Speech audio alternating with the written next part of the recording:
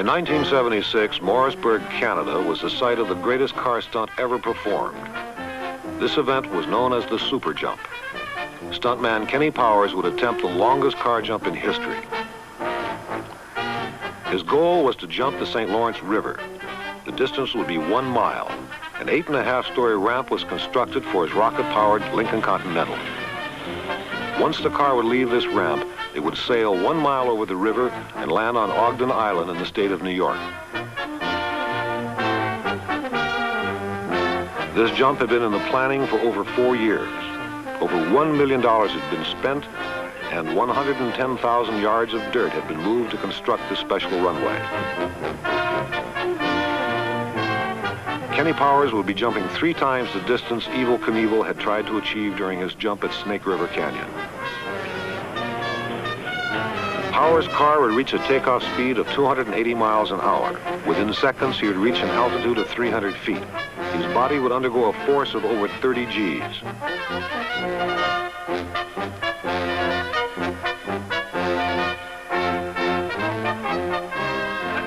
This jump had been attempted 4 times previously and had to be canceled.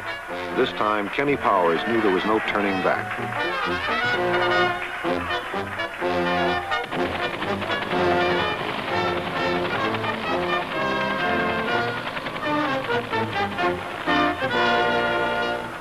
Powers said his final prayers. His self-confidence was high.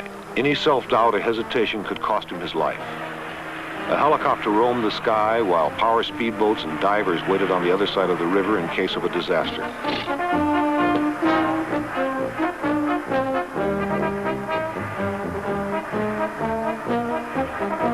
As the final seconds ticked away, Powers' young wife became anxious. Would this be the last stunt he would ever perform? 3, 2, 1.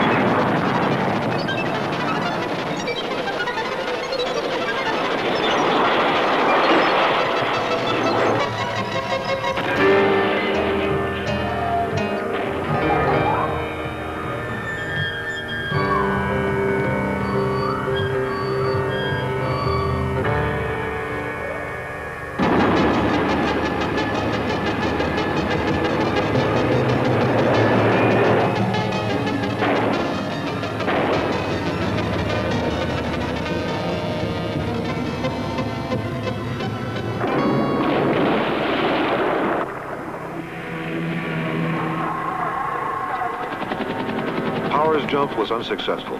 As rescuers reached the car, Powers was freeing himself from the special harness. But nobody knew the extent of his injuries.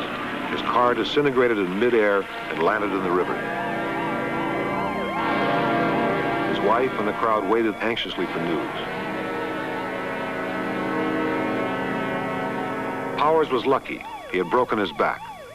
This was nothing new, for he had suffered the same injury 7 times before. As he was carried to the ambulance in a state of semi-consciousness, all that he kept asking was, "Did I make it? Is everybody pleased?"